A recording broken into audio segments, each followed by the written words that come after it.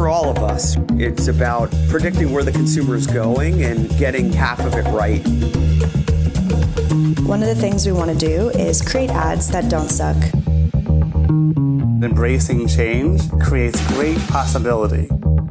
I'm Alan Hart, and this is Marketing Today. Today on the show, we've got something different. 3 mini episodes released all on the same day. The first segment, we'll talk about cross-channel experiences and designing for those experiences. The second will be organizing for cross-channel experiences and focusing on how the creative department is structured to design across those experiences. And then third, we'll talk about perfecting email experience through design. Today on the show, I've got John Thies, CEO and co-founder of Email and Acid. Today we take on email, what the design needs to look like, what are the biggest mistakes or misconceptions that companies make, as well as how do we best personalize in today's world. We also have a little fun at the end. I hope you enjoy this conversation with John Thies. Well, John, welcome to the show. Awesome. Thank you for having me. Glad to be here. Well, why don't we just start off with you introducing yourself and where you work and what your company does. Sounds good. Yeah, my name is John Thies. I am the CEO of Email and Acid. And I'm also the CEO. My wife and I started a nonprofit called Cause for Awareness. And that's kind of helping nonprofits with their email marketing. But Email and Acid, what we do is we are kind of defined as that pre-deployment email QA process. And what we want to do is ensure that, well, essentially, let me just say this. We want to remove the fear in hitting the send button. That's the ultimate goal, because there's always this inherent fear of like, did I do everything right? Is it perfect? Like, will it render right? Do all my links work? So that's what we want to do. That's our job, is we want to make it so that no one has fear and that they've checked everything, whether that's spelling, from grammatical to profanities, all their links go to the proper place, no matter where the subscriber is opening it. So that's what we do. We're Email and Acid. I like it. Well, I have to ask, where did the company name come from, Email and Acid? That's a good question. I get asked that a lot. So essentially, the way that, the core product that we have is email previews. We show how your email looks on all the email clients and mobile devices. And essentially what that is, pretty much kind of like an acid test, kind of like in chemistry class, where you take something, you put it through filters and see the end result. That's really what we're doing here, is we're taking an email, sending it to the email client, they're stripping out whatever HTML or CSS or all that stuff that they support or do not. And then whatever's displayed is kind of under the back end. And so we kind of look at the acid test, and that's kind of the base of it. And my sister and I started this company 9 years ago. And we were initially thinking email in acid, kind of a little play on that. And then she suggested email on acid. And I was like, oh my gosh, that is so perfect. That fits our personality. So that's how we named it Email and Acid. It's been there ever since. I love it. Love it. Well, so I'm sure very well, that email is still one of the most preferred, if not the most preferred medium for customers to communicate with companies that they do business with. Let's talk about email specifically and what's really key in getting email design right these days. So I don't think there's one key. And I'll kind of elaborate. I think there's multiple things. I look at design as kind of the experience of how someone engages with that email that you send them out. So I'm not looking at just the design of it, like the image graphics. I'm looking at the whole experience. So what is it like when they receive the email? Like, what is the subject line? What's the pre-header text? And then once they open it, also, what's that experience? And I think some of those, like once they open it, there's a lot of things. I think that one of the things that's mostly unutilized right now is white space. I think that a lot of people want to try to cram things into an email, and that stuff gets lost. And not to mention, too, if there's a lot in there, and if I try to click on something, am I clicking on the right thing? Am I clicking on the thing that I want to click on? If I don't, that's incredibly frustrating. So white space is one. So let elements breathe. And I also look at it from an accessibility standpoint. And that's where, I've been working a lot with, Email and Acid with the community and trying to bring awareness to accessibility of emails. And it's something that marketers and designers and developers, we don't think about all the time. And I think that's a huge piece of it, is because there's a big population out there that have some form of disability, whether that be visual or physical or even temporary. I remember when I was a kid, my dad was playing softball and he slid in the third base and he broke both of his thumbs. Yeah. Now, this was way before we had mobile devices.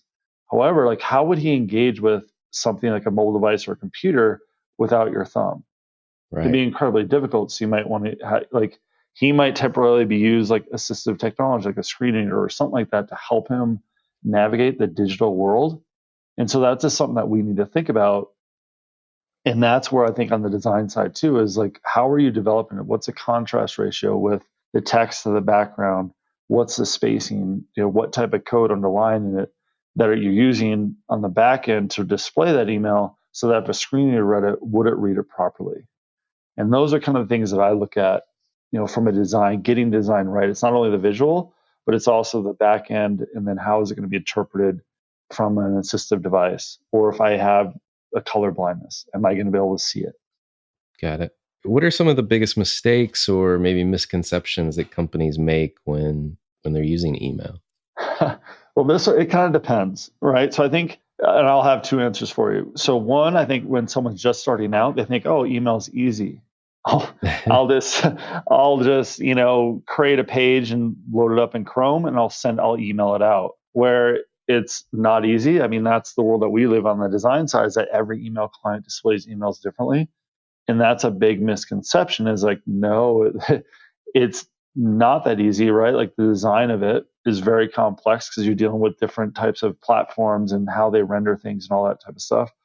But then taking that farther is the deliverability side of it and all that you have to deal with. Like, am I spamming? Am I going to go in a spam folder and all this type of stuff? So it's incredibly complicated. And I think that, like, from someone starting out, I think those are kind of the big misconceptions. And I think, the biggest mistakes or companies make with email, like as they evolve, I would probably have to go back to kind of the letting elements breathe and telling a story too. I think I actually take that one. So I think telling a story, where a lot of people, as they get an email, they see the power of it. They see like how much of an impact it's making.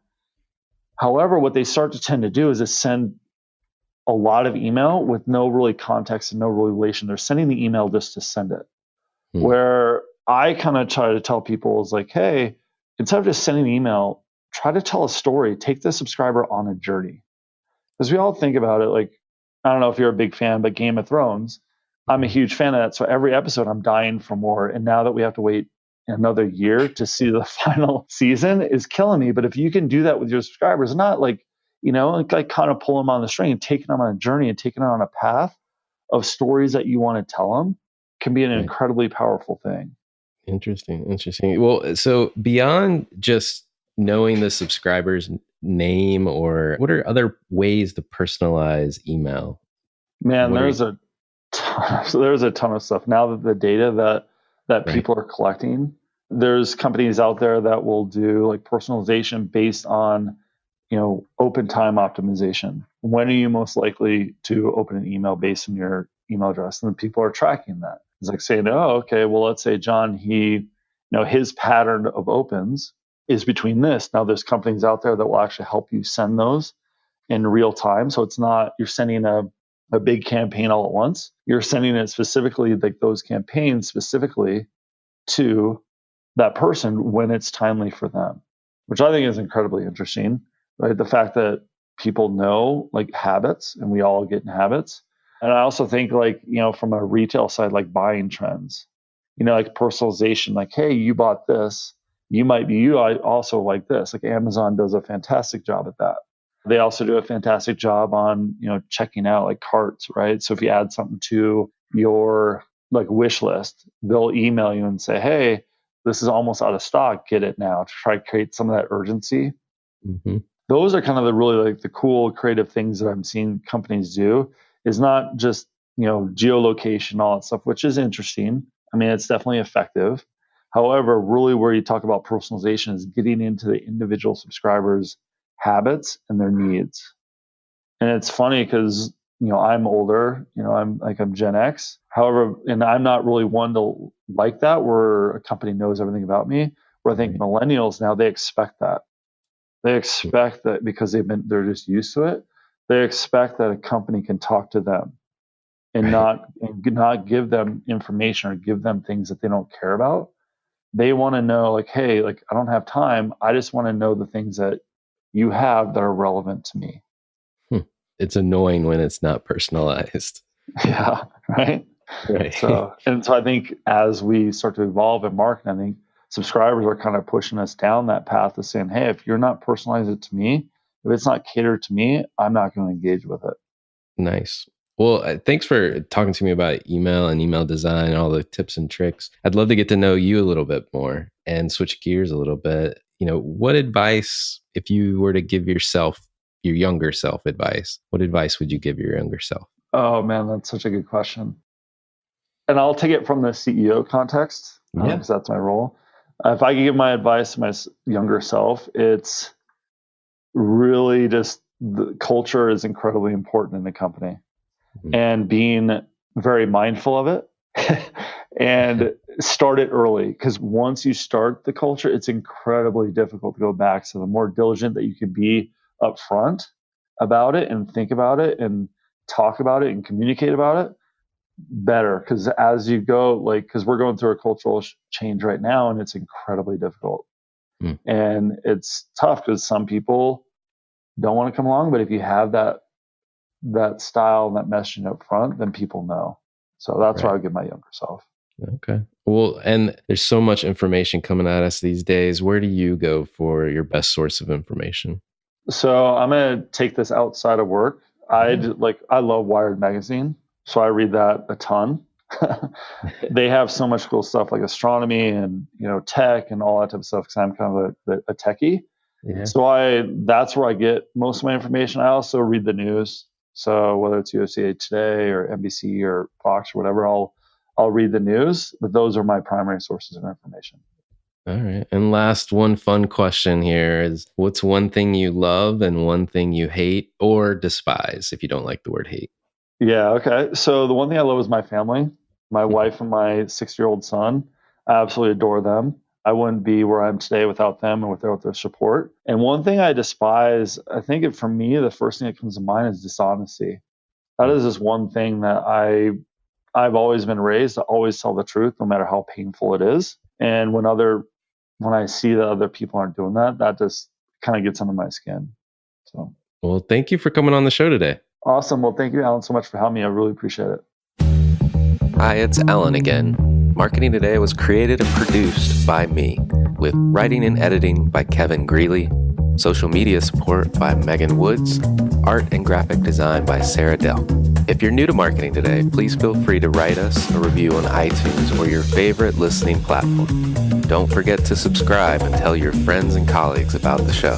I love to hear from listeners, and you can contact me at marketingtodaypodcast.com.